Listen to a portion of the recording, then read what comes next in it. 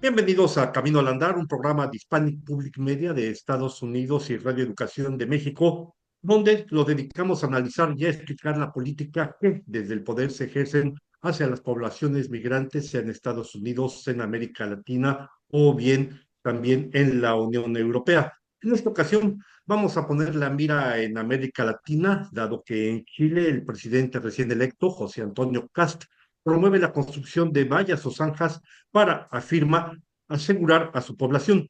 También iremos a México, cuyo gobierno decidió presentar recientemente una queja contra el gobierno de los Estados Unidos ante la Comisión Interamericana de Derechos Humanos por las muertes repetidas de mexicanos en los centros de internamiento de ICE, la terrible y temida policía de las fronteras de los Estados Unidos. Para ello, doy de ya la bienvenida a dos de nuestras participantes, a nuestras dos participantes, a María Emilia Tillú, doctora en Sociología por la Universidad de París 8, investigadora principal por la Universidad de Chile del proyecto Trayectorias Laborales y Precarización de los Migrantes en la Región Metropolitana desde 1990 al presente, y también a la doctora Eunice Rendón Cárdenas, coordinadora de Agenda Migrante, Coalición de Organizaciones Civiles allá en México. A ambas, gracias evidentemente por acompañarnos aquí en Camino al Andar.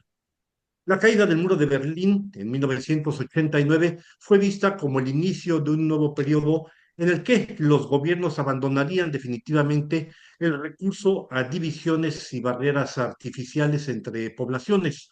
Hoy, lamentablemente, podemos constatar que esto fue una ilusión, pues muros y barreras se multiplican a lo largo y ancho del mundo, apoyados, claro está, en discursos populistas y autoritarios. Dos países de América Latina han roto con una tradición de largas décadas de la región y han decidido sumarse a esta opción.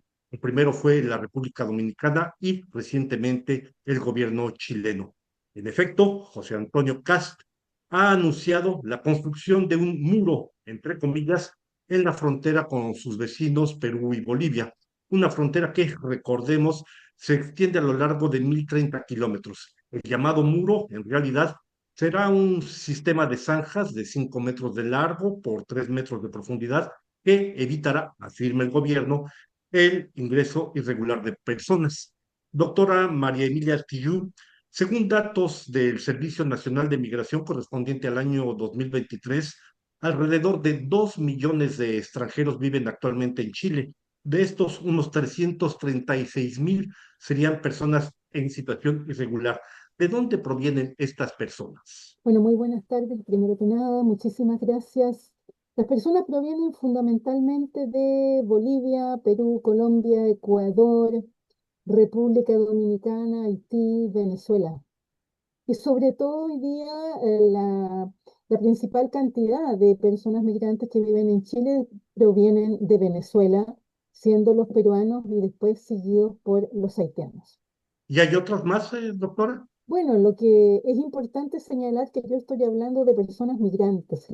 En Chile se considera como personas migrantes son los habitantes de nuestra región.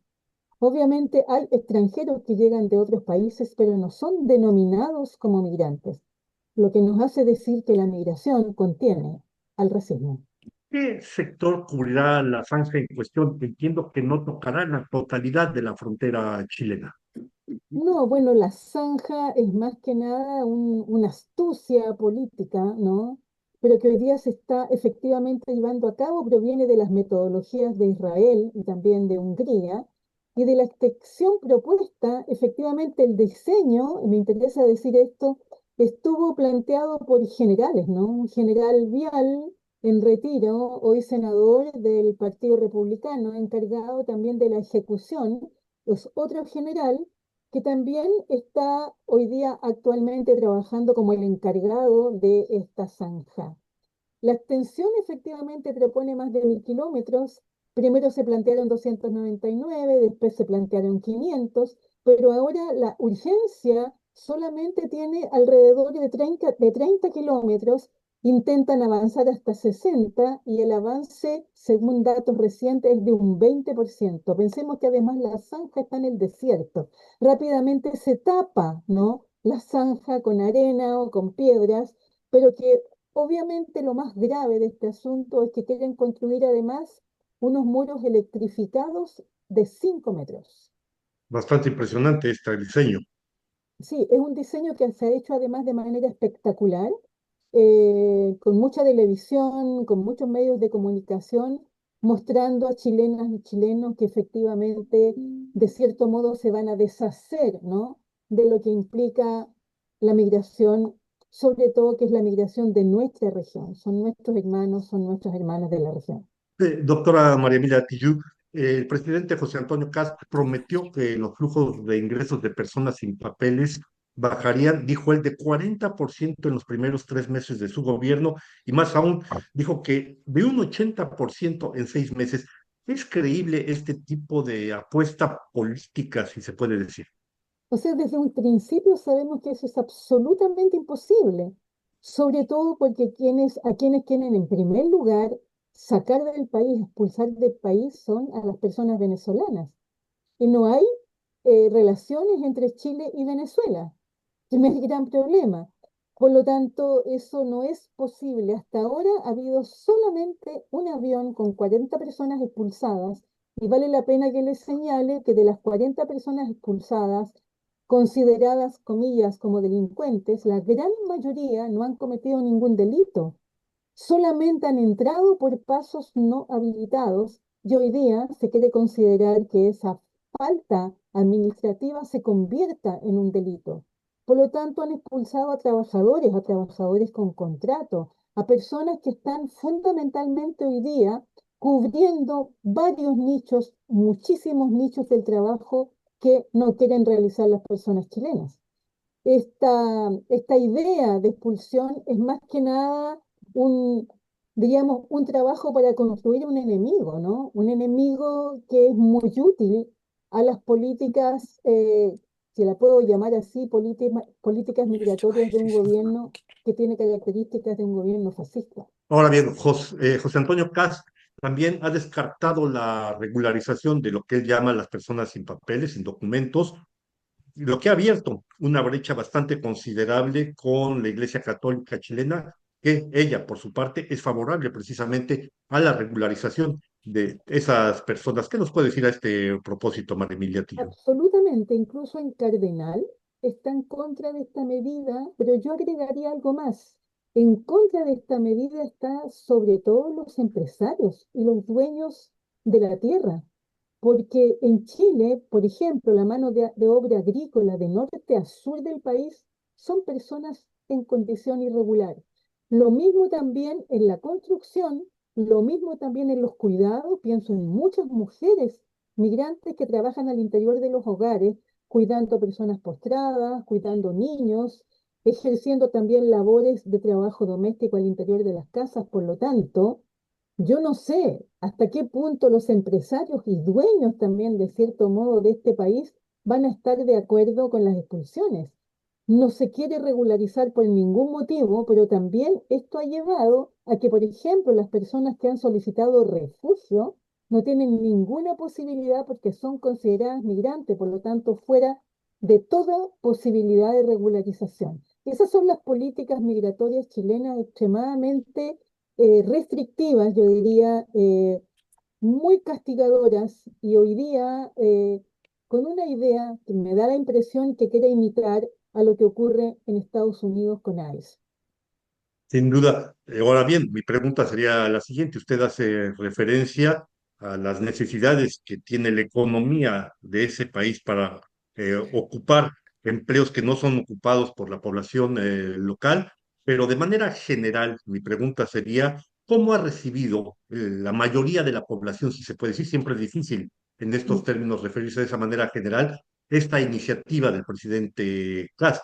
Yo entiendo que había poco antes de las elecciones presidenciales que tuvieron lugar el año pasado, muchos chilenos ubicaban el tema de la llamada inseguridad y de la migración como un tema prioritario. ¿Cuál es la situación? ¿Cómo perciben esta creación de la valla famosa? Bueno, las personas migrantes en todo momento de elecciones a nivel mundial son el chivo expiatorio y justamente el enemigo, ¿no? De que se construye para poder organizar en la sociedad, en este caso en la sociedad chilena, el temor y el odio contra las personas migrantes, es una contradicción muy grande, porque al mismo tiempo estamos hablando de una inmensa masa de personas trabajadoras que, por ejemplo, cumplieron labores durante la pandemia, ¿no? Y al mismo tiempo consiguen trabajar, como le decía, en nichos donde los chilenos no quieren trabajar, pero no hay solamente esos trabajadores migrantes, hay médicos, sociólogos, profesores, lingüistas, psicólogos, especialistas, técnicos, en esta gran masa de personas migrantes que están en Chile y que por una parte el gobierno quiere desalojar, expulsar, pero ha organizado, sobre todo este hombre que es el presidente Kast, ha organizado toda su, yo diría, buena parte de su propuesta electoral fue organizada en contra de las personas migrantes, colocando en ellas el lugar de la inseguridad, del narcotráfico, de la prostitución, pero resulta que eso es absolutamente falso. Las cifras demuestran lo contrario y la cantidad de dinero que ha entrado a Chile gracias a la presencia migrante también es enorme. Entonces, hay una tremenda contradicción hoy día porque efectivamente ganan las elecciones a partir de esto que yo les señalo, pero resulta que hoy día el pueblo chileno está ultra descontento con las medidas que, como le decía hace un momento, implican 30 años de retroceso de las políticas sociales en este país, a nivel de la infancia, de la educación, de la salud mental, etcétera. Ay, qué hueva. Y la pregunta, claro está, es ¿qué sucedió para que la población chilena haya decidido votar precisamente por este presidente? Pero esto sería tema, sin duda alguna, de una Sí, emisión en particular que podríamos dedicarle bastante tiempo. Gracias, doctora. Hacemos un breve corte y en un instante más regresamos aquí en Camino al Andar. Este programa llega gracias a Rayito de Sol. Vamos a México, el país más afectado por la política anti-emigrante del ¿Cómo? presidente Donald Trump. Dos cifras ayudan a comprender mejor esta situación. Desde el 20 de enero del 2025, cuando Trump asumió su segunda presidencia, y hasta el final de marzo pasado, alrededor de 180,000 mexicanos fueron deportados por el ICE, la Policía de las Fronteras estadounidenses.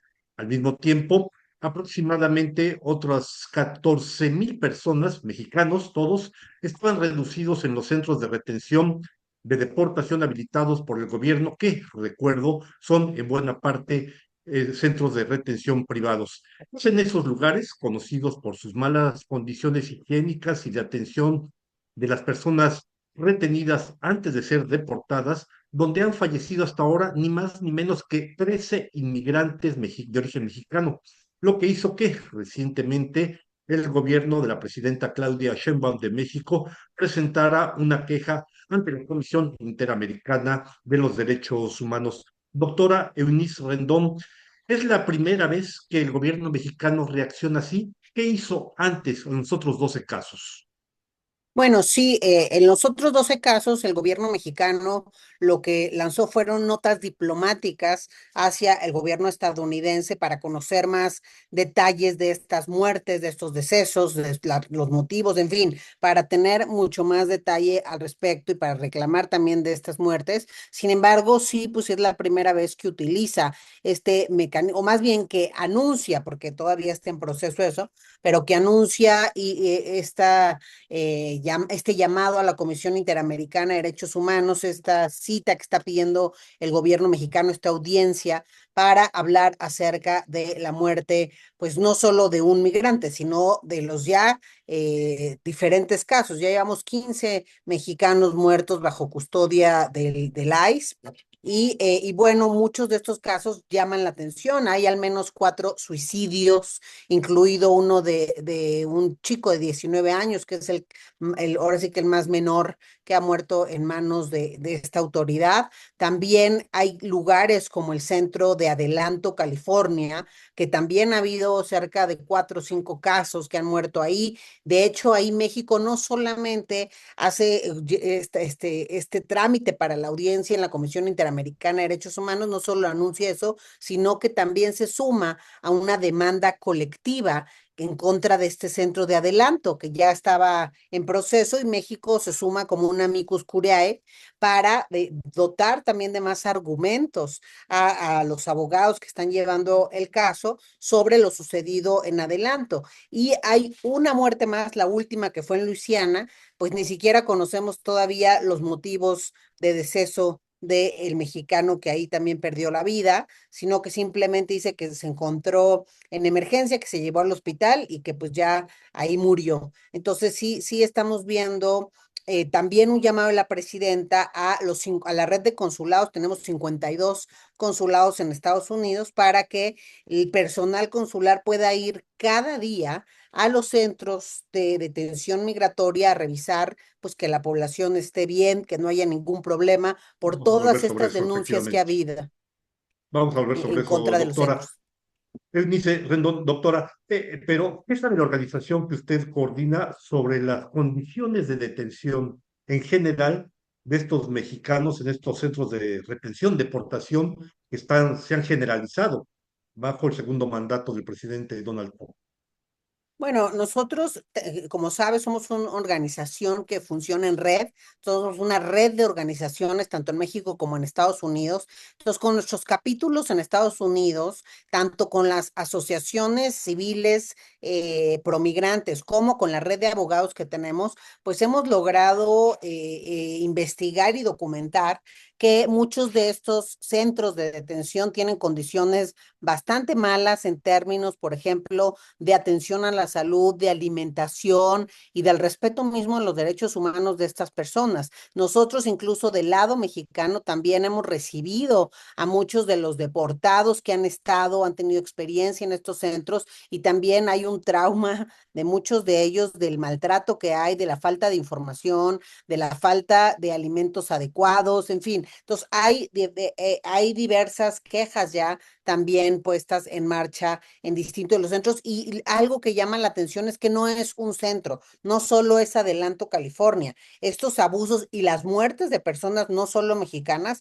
han ocurrido en Florida, en Arizona, en California, en Texas, o sea, por todos lados en estos centros que además pues salen muy caros para el Estado. Estos centros son centros, como tú ya mencionabas, la mayoría de ellos privados, en donde incluso algunos han sido cerrados por órdenes de jueces federales, por ejemplo, el de Cocodrilos, Alcatraz de los Caimanes, donde tenían cocodrilos para que no salieran los migrantes. Ese fue una demanda y una juez federal decidió ordenar al gobierno estatal de Florida cerrar ese centro porque no cumplía con las condiciones. Entonces, lo que hemos documentado es falta de acceso a servicios mínimos de salud, por ejemplo, sobre todo en temas de emergencias, malas condiciones de estos centros, ¿no? Mala alimentación y abusos también en contra de las personas en movilidad en estos lugares. No es casualidad que tan solo en 2025 murieron 31 personas en estos centros, algo que no veíamos en las últimas 2 décadas. Entonces, sí es un mal récord que está generando Donald Trump, que rompe su anterior récord en su antigua presidencia, que habían muerto 18 personas en un año que él también fue presidente. Una situación más que preocupante porque a eso se puede añadir también lo que es conocido generalmente y es la deportación de migrantes que van latinoamericanos que van a parar ahora a países de África o que o que pasan de una prisión a otra, de un centro de retención a otro. Se han dado denuncias hasta de personas que han pasado hasta por 10 centros de retención antes de ser deportados a un país que no es necesariamente el suyo. Ahora bien, Eunice Rendón, ¿por qué recurre el gobierno de México a la Comisión Interamericana de la OEA a sabiendas que Estados Unidos no hace parte de dicha comisión? Es decir, que no tiene ninguna obligación precisamente de plegarse o ni Hmm. siquiera escuchar las recomendaciones que en su caso pueda hacer esta Comisión Interamericana a propósito de estas muertes de mexicanos a las que estamos haciendo referencia. Bueno, yo creo que es más un tema político, simbólico, para también visibilizar esto que está sucediendo de forma internacional. Entonces, me parece que va más por ese lado. Sabemos que Donald Trump, primero, no le importa lo internacional. Segundo, como bien dices, pues no es vinculante para Estados Unidos lo que se pueda dictaminar ahí, pero creo que es importante visibilizar el tema en términos ay, perdón, en términos ay, no, ya me sacaron de esto, perdón, es que como que, déjame apago esto, porque si no. Escuchamos, le estamos escuchando, ¿eh? Entonces, el tema es visibilizar estos abusos también en esas instancias. Claro que no nos podemos quedar solamente con lo de la Comisión Interamericana. Algo que yo he estado opinando mucho en los diferentes foros es que México también tiene la obligación de seguir legalmente en Estados Unidos cada uno de estos casos, claro, con la venia de las familias, pero es muy importante que haya un expediente abierto en las cortes estadounidenses, porque esa es la única forma que realmente algunas de las decisiones de Donald Trump se han podido revertir con órdenes de jueces en cortes federales de Estados Unidos, además del derecho a la verdad de las familias, de saber qué pasó con su familiar, la eventual reparación del daño, claro que es un daño irreparable, pero que pueda repararse en la medida de lo posible. Entonces me parece que este escenario internacional de visibilidad simbólica y política también debe acompañarse de instrumentos de acompañamiento de defensa legal en Estados Unidos para que ahí sí podamos tener otro tipo quizá de resultado en estos 15 casos, al menos en aquellos que haya habido pues un abuso por parte de la ley, en donde haya cuestiones que falten esclarecer solamente a través de procesos federales, locales en Estados Unidos, legales, podría llegarse pues a conocer o a cambiar parte de esta situación, como lo hemos visto, repito, en el caso de Alcatraz de los Caimanes o en su momento también en el caso de los Dreamers, fue un juez federal que ayudó a que Donald Trump no hiciera lo que él quería. El caso que ahorita está muy en boga de la nacionalidad por nacimiento, pues ha seguido un proceso tortuoso en las cortes y todavía Donald Trump no logra hacer lo que quiere por ese proceso y esos impedimentos que mismos jueces federales han puesto. Entonces, me parece simplemente que México está bien que haga visibilidad internacional, pero que al mismo tiempo acompañe de esto que es la única herramienta que yo veo que pudiera dar resultado. A Donald Trump tampoco las notas diplomáticas creo que le importen mucho y finalmente pues es lo que hay ahorita, ¿no? Gracias, doctora. Hacemos un breve corte y en un instante más regresamos aquí en Camino al Andar. Este programa es auspiciado por Fundación Manuel Arango. Y en todo caso parece que su política, lo hemos visto en todas sus acciones, es sobre todo la fuerza, la imposición de una política donde él es el que decide por encima de las leyes y demás. Pero usted hacía referencia, Eunice Randón, doctora, a un tema que me parece que es interesante, las instrucciones que dio semanas atrás la presidenta Claudia Sheinbaum a los diversos consulados de México, precisamente para que sigan lo más cercanamente posible la situación de los inmigrantes que son detenidos en estos centros de retención. Pero mi pregunta es una, ¿hay realmente los recursos y el gobierno mexicano está aportando los recursos materiales, humanos, físicos, financieros para que esos consulados puedan seguir de cerca esa multiplicación de casos de detención, de violaciones, de traslados de un lugar a otro, o también es una posición un poco, dijéramos, pues más que nada, de política interna? Bueno, yo creo que sí es importante que los consulados estén muy atentos, que den seguimiento a las detenciones, incluso no solamente en las visitas a estos lugares. Creo que algo muy importante es tener una relación permanente con la agencia, en este caso del ICE, para saber a quiénes tienen detención, porque otra de las faltas que hemos visto es que detienen a las personas y no registran su detención. Entonces tardan hasta un mes en registrar eso y prácticamente es un secuestro administrativo, porque hasta que la persona no tiene un registro formal de estar detenido, no tiene acceso a una defensa, no tiene derecho a ser defendido. Entonces, bueno, creo que es muy importante sí que las autoridades consulares vayan, verifiquen el estado de salud y de bienestar de las personas que están en detención, pero que al mismo tiempo se hagan más estrategias, primero, para tener una protección mayor de la comunidad, con alianzas, con organizaciones de la sociedad civil, y ahí depende mucho del cónsul, qué tanto se mueva, qué tantas alianzas haga, qué tanto salga también del consulado. Por el otro lado, también alianzas con asociaciones de defensa de derechos civiles, abogados, redes, bufetes, para poder también aumentar la capacidad, porque no tienen mucha capacidad los consulados en términos de recursos, pues materiales y humanos muchas veces para lo que hoy está sucediendo. Entonces, para ampliar a través de alianzas esa capacidad de defensa y protección de la comunidad. Y finalmente, pues sí creo que es importante la red de apoyo con la comunidad a través de pues sus consulados en Estados Unidos, que además es una red grande. Ningún país tiene 52 consulados en otro más que México en Estados Unidos. Entonces pues hay que echar mano de eso, pero sí requiere sin duda pues más recursos esta red, porque hoy estamos ante una situación extraordinaria. Entonces muchas veces pues no hay tampoco los recursos para operar de manera tan territorial en estos consulados. Un solo consulado a veces es encargado de varios estados en la Unión Americana. Entonces pues sí se requiere esos recursos materiales y humanos para poder pues ahora sí que proteger a más comunidad en estos momentos.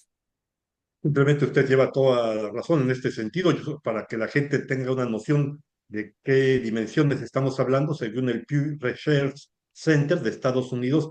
En Estados Unidos, en ese país, hay ni más ni menos que 38 millones de personas de origen mexicano, de una u otra manera. Esto da una idea de por qué también es el país que cuenta con el mayor número de consulados en los Estados Unidos. Me gustaría ahora preguntarle, doctora Eunice Rendón, eh, ¿cómo funciona Agenda Migrante y cuáles son los principales desafíos que ustedes se encuentran como organización? Bueno, nosotros funcionamos en red, somos una coalición de organizaciones que trabajamos desde Centroamérica, México y Estados Unidos, y pues trabajamos mucho en la protección, en la defensa y en la visibilización de las situaciones que pasan con las personas migrantes. Tenemos también mucho trabajo en la incidencia pública. En la política pública también hemos hecho decálogos, llamados, trabajamos mucho con legisladores. En este momento en México estamos participando, por ejemplo, en la reforma a la ley de migración que se está haciendo. Entonces hemos estado cercanos al Instituto Nacional de Migración. También en su momento, cuando murieron 40 migrantes en una estación migratoria aquí en el norte del país, pues trabajamos con el instituto para poder renovar estas estaciones migratorias. Renovamos 15 de ellas en un trabajo muy minucioso, desde protocolos hasta un cambio físico, una revisión de protección civil, en fin, de muchas de las dinámicas en estos lugares. Entonces, nuestro trabajo tiene que ver mucho con la incidencia en políticas públicas y en acciones y leyes que beneficien a la población migrante, tanto en México como en los países en donde tenemos los capítulos de agenda migrante. Pues con estas precisiones quiero poner punto final a este capítulo de Camino al Andar. Quiero agradecer a la doctora Eunice Rendón Cárdenas, coordinadora de Agenda Migrante, Coalición de Organizaciones Civiles de México, su participación, y claro está también a la doctora María Emilia Tillú, doctora de Sociología por la Universidad de París 8 y investigadora principal por la Universidad de Chile, el haber aceptado participar en nuestro programa. Andy López tuvo a su cargo la realización técnica. Les recuerdo que Camino al Andar es un programa de Radio Educación de México e Hispanic Public Media de los Estados Unidos. Pueden seguirnos a través del canal YouTube de Camino al Andar, o pueden seguirnos también a través de las redes sociales de Radio Educación de México. Soy Braulio Moro, les agradezco su atención y no se pierdan un próximo capítulo de Camino al Andar. Gracias a todos. Este programa contó con el apoyo de Evans Food,